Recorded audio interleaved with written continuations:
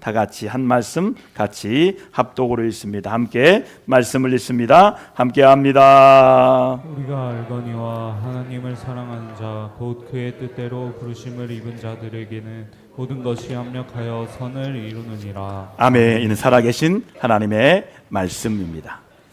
저는 중국 땅을 굉장히 높이 평가합니다. 중국에 많은 사람들이 있는데 지금 선교사를 가장 많이 보내는 나라로 급부상하고 있습니다. 중국은 이제 선교를 하는 나라가 됐어요. 여러분, 중국 땅에 노날할 때 있었던 일을 제가 말씀드리고 싶어요. 미생이라는 총각이 있었어요. 그 총각은 사랑하는 처녀 여인을 다리 밑에서 만나기로 약속했어요. 그런데 갑자기 장마비가 쏟아집니다. 점점 시냇물이 넘쳐 흘렀습니다. 하지만 미생은 사랑하는 여인과의 약속을 지키기 위해 그 다리 밑을 떠나지 않고 기다리다가 결국 불어난 물에 떠내려가는 익사사고를 당하게 되었습니다. 이 이야기를 통해서 만들어진 고사성어가 있습니다. 한번 해볼까요? 미생지신이라는 고사성어입니다. 이 뜻이 뭐냐면 다른 사람과 약속을 어리석을 정도로 고지식하게 믿는 경우를 가리키는 사자성어입니다. 여러분, 우리는 여기서 한 가지 생각해 볼 것이 있어요. 이 사람의 행위는 어리석어 볼지 모르겠지만 사랑하는 사람을 위해서 이런 마음을 가질 정도를 가져야 하지 않겠습니까? 요즘 사랑은 너무 일방적이고 이기적입니다. 말은 사랑한다고 하는데 실상은 사랑하는 것이 아닙니다. 자신을 위해서 상대방을 이용하는 것입니다. 밥 먹을 때 물어보셔야 돼요. 나한테 이걸 왜 사주십니까? 물건 줄 때 물어봐야 돼요. 이거 나 주는 거 이유가 뭡니까? 사랑해서 줍니다. 받으세요. 그렇지 않으면 거절하세요. 왜요? 이용당하는 거예요. 사람들은 그렇게 살아요. 사랑한다는 말을 하는데 이용하기 위해서 하는 거예요. 여러분, 이용당하지 마시고 사랑하고 용서하시는 저와 여러분 되기를 주의 이름으로 축원합니다. 정말 사랑한다면 미생과 같은 마음이 있어야 되는 거예요. 여러분, 정말 우리 주님을 사랑하십니까? 사랑하세요? 자신에게 물어봐요. 난 주님을 사랑하냐? 물어보세요. 여러분, 얼마큼 사랑하십니까? 주님을 사랑한다면 우리가 사랑으로 행동하는 거죠. 십자가에서 죽으시면서까지 나를 사랑하신 그 사랑의 10,000분의 1이라도 주님을 사랑하는 마음이 있는가, 우리 자신에게 스스로 질문해 봐야 돼요. 어떤 청년이 제게 묻더라고요. 목사님은 주님의 사랑을 얼마만큼 깨달으셨습니까? 제가 그랬습니다. 10,000분의 1도 모른다. 나는 10,000분의 1도 모른다. 만입이 내게 있어도 주님 사랑을 다 말할 수가 없다.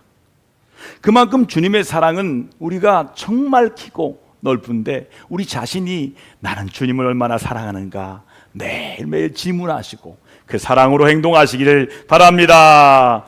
오늘도 하나님은 미생처럼 어리석을 정도로 하나님의 약속을 끝까지 믿고 따르는 사람을 찾고 계세요. 왜 하나님은 이런 사람을 찾고 계실까요? 그런 믿음의 사람을 통하여 합력하여 선을 이루어지는 은혜를 주시기 위해서입니다. 저는 우리 동대전교회 모든 성도님들이 하나님께서 베푸시는 합력하여 선을 이루시는 은혜를 덧입는 주인공들 다 되기를 축복합니다. 여러분, 구약의 노아를 보세요. 그 많은 사람들 중에 노아만 하나님의 은혜를 입었어요. 어떻게 입을 수 있었을까요? 절대적인 하나님 중심의 신앙이었어요. 다른 사람들의 눈을 의식하지 않았습니다. 사람들의 비판에도 흔들리지 않았습니다. 자그마치 120년 동안 흔들리지 않았어요. 노아가 산에다가 방주를 지으니까 별 얘기 다 했겠죠. 미쳤구나. 너 미쳤지? 여러분, 그런 얘기 들으셨어요? 예수에 미쳤구나. 그 정도는 해야 돼요. 여러분, 예수님께 미치시기 바랍니다. 하나님께 미친 노아는 사람들이 무슨 불평하고 말하게 해도 전혀 신경을 쓰지 않아요. 흔들리지 않아요. 사람들의 말에 흔들리지 않아요. 그 결과는 모든 사람들이 홍수로 다 쓸어가는데도 그는 건짐을 받았어요. 그와 그의 가족은 건짐 받았어요. 모든 것이 합력하여 선을 이룬 은혜를 입은 사람들이 되었습니다.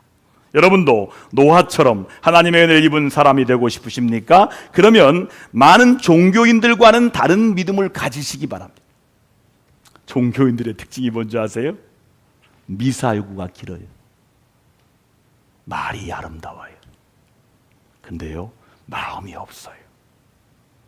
종교인들이 그래요. 믿음이 없다니까요. 여러분, 종교인들에게는 믿음이 없어요. 그냥 형식만 있어요. 어리석을 정도로 하나님의 말씀을 믿는 사람이 바로 신앙인이에요. 여러분, 오늘의 노아가 되는 거예요.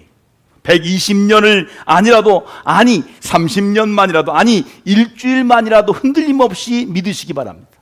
한번 따라 합시다. 이번 주는 흔들리지 않으리라. 어디 가요? 어디가 지금 주일날? 네? 흔들리지 말고 주의를 지켜야 돼. 믿음으로 지켜. 어디 가든 예배드려야 돼요. 교회를 나오지 못하면 가정에서 예배드리고, 직장에서 예배드리고, 예배드리는 걸 지켜야 돼요. 흔들리지 마시기 바랍니다. 여러분, 흔들리지 않는 믿음으로 승리하시기 바랍니다. 그런 믿음 위에 합력하여 선을 이루게 하시는 은혜를 입을 수가 있는 거예요. 자, 오늘 말씀해 보니까 합력하여 선을 이룬 하나님이라는 말씀이 무엇입니까? 이 말씀은 공동 번역으로 이렇게 번역되고 있습니다. 같이 해볼까요? 좋은 결과를 이루어 주시는 하나님. 저는요, 이 합력하여 선을 이룬다 말씀을 설명하려고 애를 많이 썼어요. 그런데 공동 번역에 분명하게 나와 있더라고요. 좋은 결과를 이루어 주시는 하나님. 마음에 팍 와닿았어요. 그렇습니다. 하나님은 언제나 좋은 결과를 만들어 주십니다. 그러므로 하나님의 사람은 모든 일에 믿음으로 살아가야 돼요. 소망으로 살아야 돼요. 할렐루야. 인내하며 살아야 돼요. 할렐루야. 그러면 합력하여 선을 이룬다고 하는 구체적인 의미가 무엇일까요? 첫 번째 의미입니다. 두 가지를 말하는데, 첫 번째는 어렵지만 나중에 더 좋은 결과를 만드신다는 거예요. 자, 우리가 살아가는 삶의 현장은 너무나 어려운 것이 사실이에요. 정말 어렵다고 모두 아우성칩니다. 애들도 어렵다 그러지, 엄마 아빠도 어렵다 그러지, 어르신도 어렵다 그러지, 나라도 어렵다 그러지, 세계도 어렵다 그러지, 다 어렵다라고 아우성칩니다. 그러나 믿음은 이 어려운 중에도 하나님을 바라보는 여유를 찾는 거예요. 여러분, 믿음의 진정한 외적인 표현이 무엇일까요? 바로 여유입니다. 핸드폰 꺼주시는 여유가 있어야 돼요. 이 시간 전화 오는 건 별거 아니에요. 여유롭게 끄세요. 이게 여유예요. 믿음은 낙관주의의 무사안일주의가 아닙니다. 주님이 아시면 모든 것을 다 하실 수 있는 분이라는 믿음을 근거로 한 여유가 바로 신앙생활이에요. 어떤 일이 벌어져도 낙심할 필요 없습니다. 주님은 그 일을 통하여 더 큰 일을 하시기 때문이에요. 잘 안 된다고 낙심하는 것도 금물입니다. 지금 바로 이루어지지 않는다고 포기할 필요도 없습니다. 주 안에서 안 되는 것도 은혜가 될 수 있는 거예요. 한번 해볼까요? 안 되는 것도 은혜입니다. 되는 것만 은혜가 아니에요. 척척척 붙어요. 그 인생이 어떻게 되겠습니까? 떨어질 줄 아는 은혜가 있어야 돼요. 붙는 것만 은혜가 아니에요. 떨어지는 것도 은혜예요. 안 되는 것도 은혜예요. 돼도 은혜, 안 돼도 은혜. 아이고, 목사님 무슨 말씀하는 거예요? 되기만 하면 은혜가 아니라는 거예요. 안 되는 것도 은혜라는 거예요. 여러분, 주님을 합력하여 선을 이루시는 분이기 때문이에요. 자, 출애굽기 한번 보세요. 이스라엘 백성들이 모세의 10가지 재앙을 통하여 애굽을 빠져나왔어요. 저는 성경의 10가지 재앙을 읽으면서 얼마나 흥미로운지 모릅니다. 하수를 피로 만드셔요. 하수는요, 하수 신이에요. 하늘에서 우박이 떨어집니다. 우박도 그들의 신이었어요.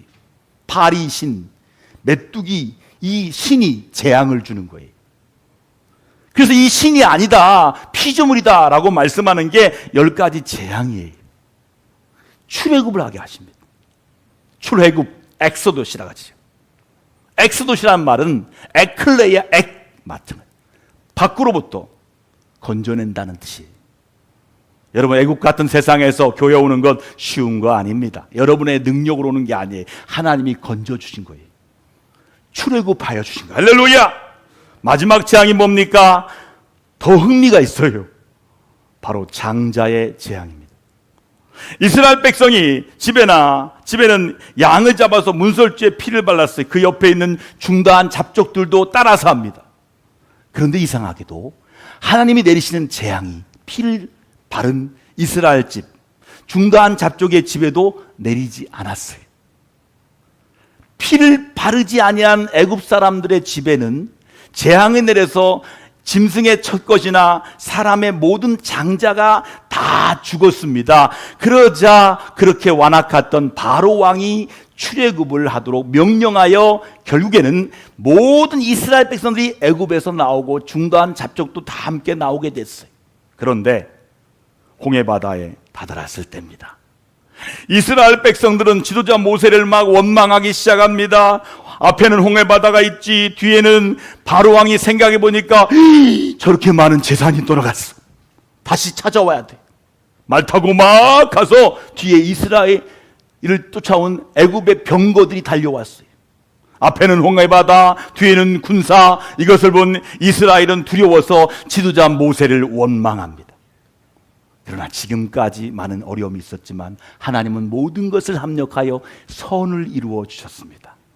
여러분, 안 되는 것 같았지만 모두 다 잘 되게 하셨습니다. 없는 것 같았지만 다 있게 만드셨습니다. 결국 애굽의 군사들이 홍해바다에 장사를 지내게 됩니다. 그리고 이스라엘은 바다를 육지같이 걸어서 처벅처벅 걸어서 기적을 체험하게 돼요.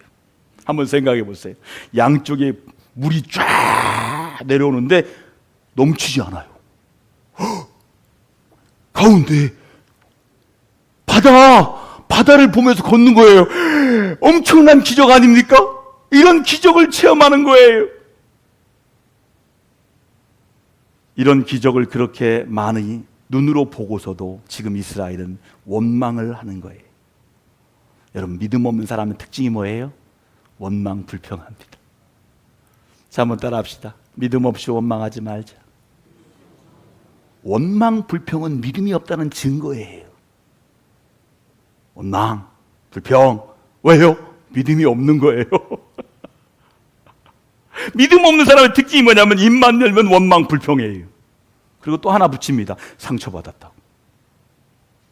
그래요? 당신이 준 상처가 더 많아. 그 원망 불평 때문에 얼마나 많은 상처를 받습니까? 여러분, 백성이 어떻게 합니까? 믿음이 없기 때문에 계속해서 모세를 원망합니다. 아마 오늘 우리 동대전교회 성도들에게 그때 보여준 기적 10가지 기적을 보여주신다면 그들의 믿음보다 여러분들의 믿음이 더 좋았을 것입니다. 할렐루야! 1812년에 영국 선교사 한 분이 계셨어요. 인도에 파송한 저분이에요. 윌리엄 캐리 선교사. 그는 정말 열심히 선교했습니다. 20년 동안 언어를 배워서 고생고생 인도말로 번역했습니다. 그런데 하루는 그가 머무는 그 집에 불이 납니다. 20년 동안 수고한 모든 번역 자료가 다 불에 타버렸어. 20년 수고한 것이 헛수고가 된 거예요. 그때 그는 낙심하지 않고 불이 탄 현장에서 하나님께 예배를 드렸어요. 그리고 성경 말씀을 읽었습니다. 오늘 읽은 말씀이에요. 로마서 8장 28절. 같이 한번 읽어볼까요? 로마서 8장 28절. 한 번 더 읽겠습니다. 우리 같이 천천히 읽겠습니다. 로마서 8장 28절입니다. 우리가 알거니와 하나님을 사랑하는 자, 곧 그의 뜻대로 부르심을 입은 자들에게는 모든 것이 합력하여 선을 이루니라. 이 말씀을 이때 읽었어요. 이 사건이 영국의 전역에 알려졌습니다. 그러자 인도 선교에 나서는 자신을 헌신했다는 사람들이 젊은이들까지 다 포함해서 3,000명이 나섰습니다. 그 중에 500명이 인도로 직접 건너갑니다. 2년 만에 성경을 완전히 번역했어요. 이때부터 인도에 대한 선교 바람이 부릅니다. 선교의 부흥이 불기 시작했어요. 주님은 이 사건을 통하여서도 합력하여 선을 이루신 것입니다. 그래서 윌리엄 캐리는 혼자 선교하는 것보다는 더 많은 선교가 빠른 시간 안에 결과를 가져오게 된 것입니다. 할렐루야! 하나님은 처음보다 나중을 더 좋게 하시는 분이에요. 같이 읽을까요? 시작. 내 시작은 미약하였으나 나중은 심히 창대하게 하시는 분이 우리 하나님이에요. 그러므로 여유를 가져야 돼요. 어떤 분은 예배 끝나자마자 막 달려가요. 목사님, 가야 돼. 뭐 이렇게 중요한데요? 여유가 없어요. 예배 끝나자마자 바로 가요. 저는요, 예배 끝나면 30분 동안 기도했어. 앉아서. 맨 마지막 갔어요. 뭐 이렇게 여유가 없어요? 여유가 하나도 없어. 조금 시간 넘어가면 시간을 보고 막 난리나. 12시에 끝난다는 법이 있나요? 없어요. 12시 지나도 아무 신경 쓰지 마야 돼. 여유롭게 예배 드려야 돼. 나갑시다. 여유롭게 예배하자. 여유롭게 예배하세요. 우리 기도하신 장로님 얼마나 여유로워요. 다 중간중간에 얼마나 여유로운지 몰라요. 감사합니다. 여유로운 기도해 주셔서 감사해요. 여러분, 여유롭게 신앙생활 하셔야 돼. 그 여유가 하나님을 믿는 믿음에서 나오는 거예요. 여러분, 신앙의 외적인 표현 중에 그 표현이 뭔지 아세요? 여유입니다. 여유. 여유가 바로 신앙의 표현이에요. 그럼 우리 여유를 가져야 돼. 모든 것을 믿음으로 해석해야 되는 거예요. 하나님은 그런 믿음의 사람에게 더 크고 놀라운 비밀을 우리에게 보여주시는 거예요. 우리 동대님교회 성도들은 언제나 더 좋은 결과로 하나님을 믿으시기 바랍니다.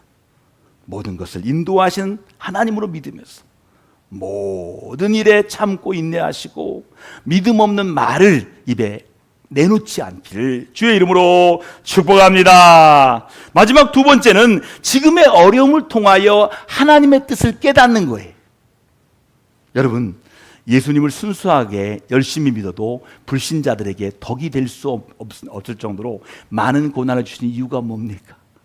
목사님, 저에게 전도하란 말 하지 마요. 왜요? 저는요, 놀랍게 고난당하고 있어요. 제가 너무 많이 고난, 덕이 안 돼서 전도를 못하게 했어요. 여러분, 그분에게 묻습니다. 하나님께서 그런 고난을 주신 이유가 무엇일까요? 그것은 고난 중에 하나님의 깊은 뜻을 이뤄가고 있다는 증거예요. 우리를 더 연단시켜서 낮추시고 높이시기 위해서예요. 한번 따라합시다. 낮추셨다가 높이신다. 하나님이 그런 분이에요. 낮추시고 높이시는 거예요. 낮추실 때 하나님을 의지하도록 하기 위해서예요. 더 큰 복을 받을 수 있을 그릇으로 만들기 위해서요. 하나님의 깊은 사랑을 깨닫기 위해서입니다. 때로는 하나님의 영광을 위한 선한 역사를 이뤄가기 위해서 우리에게 고난을 잠시 허락하신다는 말씀이에요. 자, 구약의 시편 73편 아삽의 시를 보시면 세상 사람들에 대한 얘기가 나옵니다. 세상 사람들은 늘 편안합니다. 그들에겐 고난이 없습니다. 심지어 아프지도 않고 건강합니다. 살이 쪄서 기름기가 쫘르르 흐릅니다. 재물은 창고에 쌓여 있습니다. 심지어 죽을 때도 편안하게 고통 없이 죽는 것 같습니다. 그런데 예수 믿고 주님 앞에 믿음으로 살려고 하는 사람들은 환난이 계속 따라옵니다. 종일 재앙을 당하기도 합니다. 아침마다 징책을 보게 됩니다. 그러다 보니까 아삽 시인도 시험 들었어요. 그래서 거의 실족할 뻔하였다, 거짓을 행할 뻔했다라고 고백합니다. 그래서 아삽은 왜 이런 일이 일어났을까 하고 고민합니다. 기도를 하는 거예요. 결국 하나님의 뜻을 깨닫고 이렇게 고백하고 있어요. 자, 아삽의 깨달음이 여러분 깨달음 되기 바랍니다. 함께 시편 13편 우리 17절 같이 읽습니다. 함께 합니다. 하나님의 성소에 들어갈 때에야 그들의 종말을 내가 깨달았나이다. 여러분, 이 말은요, 내가 하나님 앞에 나가가 예배할 때에야 비로소 하나님의 깊은 뜻을 깨달았다는 말이에요. 현재 겉으로 드러나 보이는 것보다도 그 뒤에 감추어진 하나님의 뜻을 알게 되었다는 말씀의 뜻이에요. 또 이 말씀은요, 이 세상에서는 아직 완전히 드러나지 않더라도 천국에 가보면 악인의 마지막 그 결과, 모든 결과를 다 알게 된다는 거예요. 제가 여러 가지 질문을 받아요. 목사님, 하나님 계신 거 맞아요? 왜요? 제가 모르는데 그분은 잘 믿는데 왜 고난당하나요? 제가 뭐라고 얘기했습니까? 저도 몰라요. 천국 가면 알 거예요. 자, 여러분, 옆 사람에게 인사. 천국 가면 알 겁니다. 천국 가면 알 거예요. 이것이 무슨 고난이었는지, 이것이 어떤 일인지를 천국 가면 압니다. 악인들은 마지막 결과가 안 좋아요. 그렇습니다. 불신자들의 삶은 풍족하고 형통하며 평안하고 즐겁고 온통 자랑거리로 가득합니다.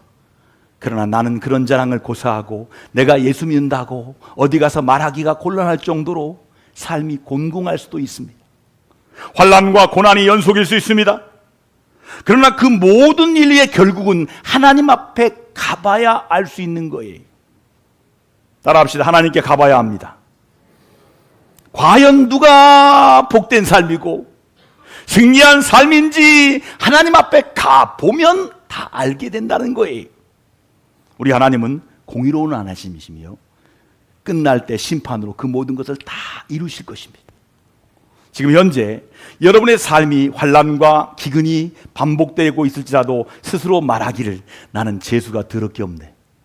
죄송합니다. 재수가 더럽게 없네. 나는 재수에 온 붙었나 봐. 여러분들이 말로 표현하는 거예요. 나는 박복한 사람이야. 이런 말 말하지 마세요. 여러분, 오히려 고난 속에 하나님의 뜻이 계심을 믿고 그 뜻을 발견해 나가시기 바랍니다. 여러분, 어릴 때일수록 온 가족이 마음과 뜻을 모아서 다 같이 함께 손잡고 기도할 수 있는 가정 되기를 주의 이름으로 소망합니다. 완전하신 하나님의 뜻은 고난 중에 이루어지고 있는 거예요. 어떤 가정에 남편이 딴 여자와 눈이 맞아 아내와 3남매를 버렸어요. 갈 곳 없는 그 아내는 서울에서 안산으로 이사 와서 전도를 받아 드디어 교인이 되었습니다. 모진 고생 다해가며 3남매를 모두 대학을 입학하고 졸업하게 했습니다. 20년 교회를 섬기면서 권사의 직분을 받아 충성했습니다. 그러나 50대 중반에 신부전 합병증으로 임종을 맞게 되었습니다. 신방을 간 담임 목사님은 권사님에게 남편을 용서하라고 권고했습니다. 목사님은 나의 남편을 용서하라고 하셨으나 나는 도저히 용서할 수 안 돼서 엊그제 찾아온 그 남편을 저주하며 쫓아보냈다는 거예요. 그러나 목사님을 뵙고 이제야 그를 용서합니다 라고 마지막 말을 남기고 임종하셨습니다. 우리는 이런 사실을 이해할 수가 없습니다. 하나님은 왜 죄를 지은 사람은 건강하고 형통하게 살게 하는 것인가 하는 물음입니다. 하박국의 질문이죠. 그리고 억울하게 버림당한 이 권사님은 고통으로 평생 살게 했을까요? 이것이 이해할 수 없는 우리의 고통이요 고난입니다. 내가 이해할 수 없는 고통이라면 참을 수 있어요. 이해할 수 있다면. 그러나 이해할 수 없는 고난은 더 큰 아픔이에요. 그러나 이해할 수 없는 고난은 믿음으로 받아들이고 참고 견디는 것이 믿음이에요. 여러분, 욥을 보세요. 욥은 평생을 믿음으로 산 죄밖에 없어요. 그런데 사단이 사주하잖아요. 야, 욥을 봐라, 사단아. 하나님, 욥이 그냥 괜히 믿는 거예요? 돈 많고 건강하고 자녀가 많으니까 믿는 척 하는 거예요, 하나님. 그래서 사단이 사주해서 하루아침에 자녀를 다 데려가집니다. 재산도 다 날아갑니다. 그리고 욥의 몸에 악한 질병이 찾아옵니다. 엎친 데 덮친 적으로 부인은 그래도 하나님을 믿느냐 하면서 고통 중에 있는 욥을 버리고 아마 가출한 것 같아요. 제가 아는 목사님도 노숙자들 섬기다가 사모님이 가출했대요. 욥, 아이고, 보기 싫은 거예요. 그러니까 부인도 가출해버렸을 거예요. 제 생각입니다. 상상이에요. 그래도 하나님은 살아계십니다. 나는 그래도 하나님을 믿습니다. 한번 해볼까요? 나는 그래도 하나님 믿습니다. 나는 그래도 하나님 믿습니다. 이런 욥의 믿음을 하나님은 더 달아보시고 계셨어요. 이 시간에 여러분, 하나님 다 지켜보고 계신 거 아세요? 야, 저 친구가 하나님 말씀 듣고 있네? 아, 저 친구가 감동받고 있네? 아, 저 친구는 졸고 있네? 딴 생각하고 있네? 하나님이 다 보고 계셔요. 하나님은 다 관찰하고 계셔요. 욥의 믿음을 달아보고 계셨어요. 그래서 욥의 말년에 갑절의 축복을 하나님이 부으셨어요. 합력하여 선을 이루시는 하나님의 은혜를 체험하게 되었습니다. 믿음이 이런 거예요. 조금 전에 이야기했던 권사님이 죽으시고 난 다음 일입니다. 하나님의 응답은 목사님 마음속에 이렇게 다가왔어요. 죄 지은 사람의 죄보다 믿는 사람이 용서해 주지 못한 죄가 더 크다는 것입니다. 다시 말씀드릴까요? 알아들으셨어요? 다시 할게요. 죄 지은 사람의 죄보다 예수 믿는 사람이 용서하지 않은 죄가 더 크다는 거예요. 알아들었어요? 죄 지은 사람의 죄보다 예수 믿는 사람이라면서 용서하지 않은 그 죄가 더 크다는 거예요. 그게 하나님이 주신 목사님에 대한 응답이었어요. 여러분, 용서는 상대를 위한 것이 아닙니다. 사실 나 자신을 위한 것이라고 그것을 알아야 돼요. 한평생을 용서하지 못하고 산 그 권사님의 마음고생이 얼마나 큰가를 알아야 합니다. 이것은 엄청난 교훈이에요. 십자가 위에서 우리 주님 뭐라 하겠습니까? 그들을 용서하여 주옵소서. 그들은 모르고 나를 십자가에 못 박았습니다. 라는 용서의 기도를 하신 우리 주님을 날마다 기억하시기 바랍니다. 우리는 그리스도의 십자가 고난과 희생으로 하나님께 용서를 받았어요. 나 같은 죄인을 용서하신 하나님의 은혜를 생각하면 용서 못할 일이 하나도 없어요. 그러므로 우리가 형제의 잘못을 용서해야 하는 것은 나의 평안과 나의 행복을 위해서예요. 여러분, 부부가 살면서 실수할 수 있어요? 하지 않아요? 자, 실수해야 하나요? 하잖아요. 남편은 남편대로 실수하고 아내는 아내대로 실수합니다. 어떤 부인은요, 알아요. 남편이 바람핀 걸. 그리고 갖고 있습니다. 증거를. 그리고 언제 얘기하냐면 나이가 들면 얘기합니다. 나도 알고 있었어. 인간아, 내 말 들어. 죄를 다 알고 있는 거예요. 여러분, 여자들이 촉이 얼마나 강한 줄 아시죠? 남자들이요, 모를 것 같죠? 다 알아요. 그렇죠? 그렇다고 해주세요, 여자분들. 좀 마음이 맞아야지. 그렇죠? 네, 다 알아요. 다 알면 용서해야 하잖아요. 상대방의 입장에 생각해보고 용서하면 참으로 좋은 거예요. 부부간에 용서하라고 부부를 만드신 거예요. 상대방 입장에서 용서하시기 바랍니다. 부모님이 나에게 서운하게 해도 부모님 입장에 생각하고 자녀로서 마땅히 효도하시기 바랍니다. 자식이 부모 뜻대로 하지 않아도 아직 철이 들지 않아서 그런 것으로 이해하고 자녀를 받아두시기 바랍니다. 여기 서 있는 이 목사도 사람에게 순간적인 판단을 잘못하여 실수하는 것이 있다면 여러분, 기도해 주시고 용서해 주시기 바랍니다. 다시 하겠습니다. 기도해 주고 용서해 주시기 바랍니다. 머리까지. 여러분, 성도 간에 서로 실수하더라도 기다려주고 돌이킬 수 있도록 용서하는 마음을 가지시기 바랍니다. 내가 편안하게 예수 믿기 위해서예요. 이런 깊은 뜻이 우리가 당하는 고난 속에 그대로 담겨져 있어요. 이것이 바로 하나님의 뜻이에요. 그러므로 믿음은 어떤 문제가 있을 때 무조건적으로 이것을 해결해 달라고 기도만 하는 것이 아니라 이 사건과 이 고난을 통해서 하나님께서 나에게 무엇을 원하시는지를 알게 해달라고 기도하는 것이 먼저예요. 한번 해봅시다. 하나님, 이 사건 통해서 내게 무엇을 원하세요? 이렇게 기도하는 거예요. 이게 먼저예요. 생각해 보세요. 하나님의 뜻을 전혀 알지 못하고 문제 해결만 받았다고 해봅시다. 여러분, 그 신앙이 어떻게 자라나겠습니까? 비정상적으로 자라날 것입니다. 이기적인 신앙으로 자라날 것 아니겠습니까? 자기 중심적으로 신앙이 형성되지 않겠습니까? 이런 신앙은 진정한 축복이 될 수가 없어요. 하나님은 정말 복을 주시는 분이에요. 믿으십니까? 그러나 더 중요한 것은 어떤 복을 받는 것이 그것이 중요한가? 어떤 복을 받느냐? 이것이 더 중요한 것을 알아야 되는 거예요. 어떤 고난과 어려움이 있어도 합력하여 선을 이루시는 하나님을 믿으면서 끝까지 인내하시고 승리하는 믿음의 복이 바로 이것이 복이에요. 이것이 바로 복인 거예요. 지금 내 뜻이 지금 이루어지지 않고 있습니까? 그러나 하나님의 뜻이 이루어지는 것을 기뻐하고 즐거워하는 믿음이 진정한 믿음이에요. 우리 신앙이 이렇게 성숙해져야 돼요. 그리고 이런 신앙을 갖고 있으면 하나님께서 모든 것을 합력하여 선을 이루어 주셔서 처음보다 나중을 더 좋게 하십니다. 이런 신앙은 가진 사람은요, 결코 낙심하지 않습니다. 낙심하지도 않아요. 기도도 언제나 하나님이 기뻐하시는 기도만 골라서 해요. 우리 한번 해볼까요? 하나님, 내 뜻대로 마시고 주님 뜻대로 해옵소서.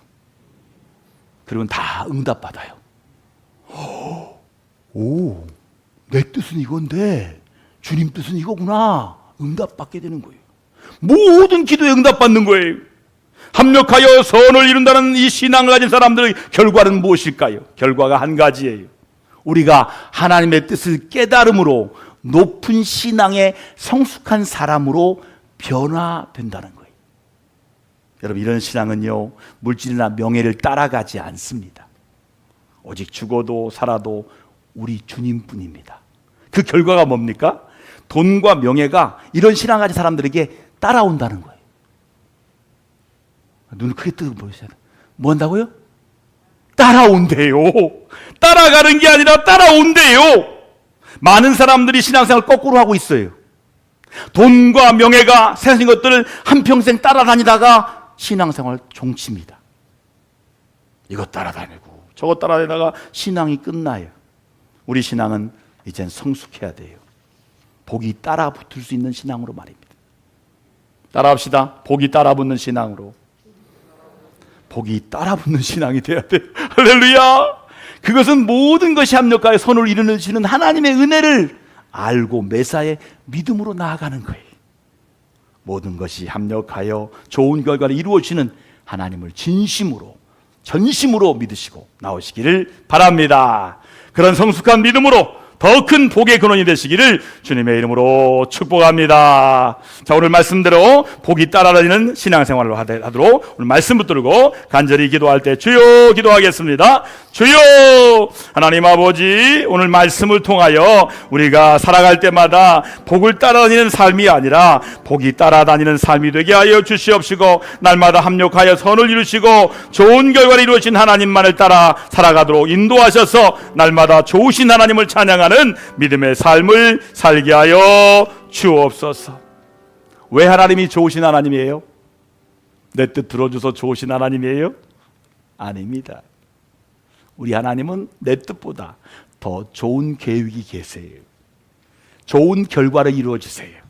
그 하나님을 믿음으로 말미암아 날마다 좋은 일이 이루어지는 믿음의 성도들 되기를 위해서 기도하고 함께 하셔서 감사합니다. 하나님을 좋으신 하나님으로 날마다 만나는 축복이 누려지는 기도 시간 되게 하여 주시고 예배 시간 되게 해 주옵소서. 예수님의 이름으로 감사하며 간절히 축복하며 기도합니다.